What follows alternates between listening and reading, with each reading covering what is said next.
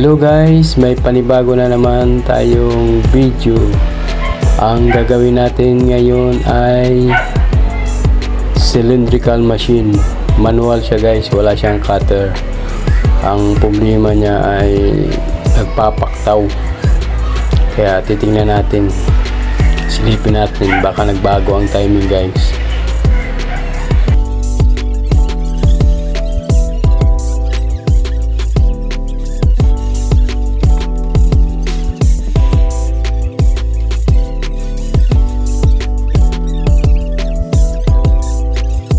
Ayan siya guys, nakalas na natin yung mga nakaharang.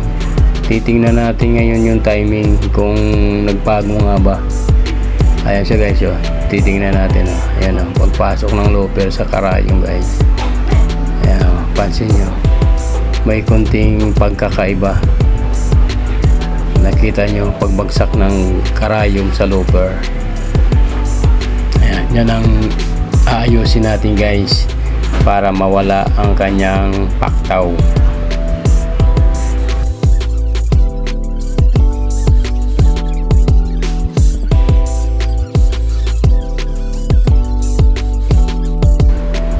Ayan na guys, itatiming na natin yung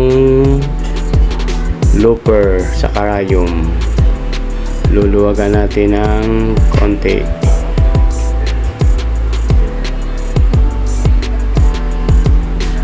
Guys, oh.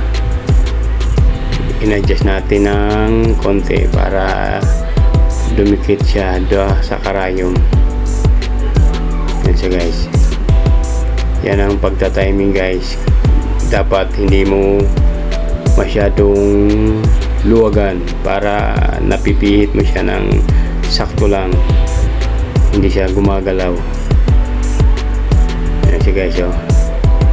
Yung dulo ng looper ay sakto lang doon sa dulo rin ng ibabaw lang ng butas ng karayom. Kaya pag makita nyo, eye to eye siya, butas ng karayom at saka butas ng looper. Yan siya guys, yan ang pagta-timing guys.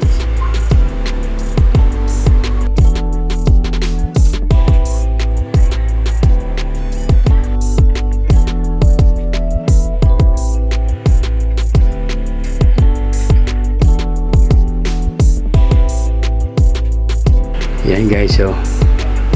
Yan yung tamang timing. Dadaan-dahanin lang natin guys para makikita nyo yung saktong timing ng karayom at looper. Yan siya guys, oh. Pag bumagsak ang karayom sa likod ng looper, pansin nyo, walang galaw, hindi siya gumagalaw. Kasi pag gumagalaw siya guys, magkakaroon ng problema ang tahi niya guys. Yan siya, oh. Ibabalik na natin guys yung mga kinalas natin kanina.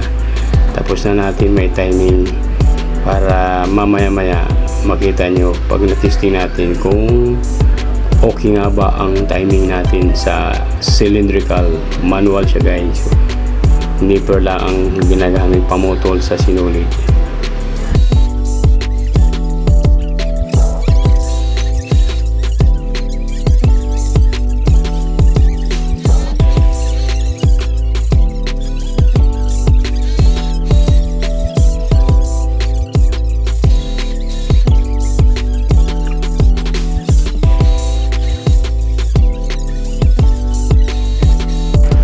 Yan guys, susulutan na natin ang sinulid at bandon para ma-try out natin, makita natin yung tahi kung okay nga ba.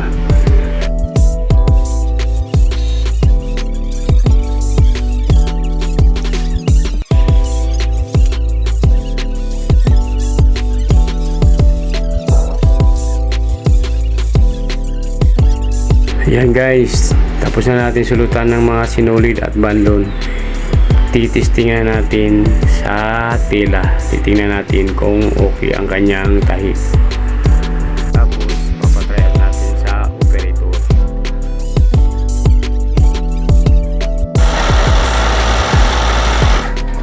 Na-try out na ng operator. makikita na natin kung okay nga ba ang kanyang tahi, kung maayos ang pagkakatiming natin guys. Ayan siya guys, okay naman ang tahi niya guys, tuloy-tuloy man ang operator. Ibig sabihin okay ang timing natin guys. Huwag niyong kalimutan mag-subscribe sa aking channel, Rider Summit TV. Salamat po. See you next vlog.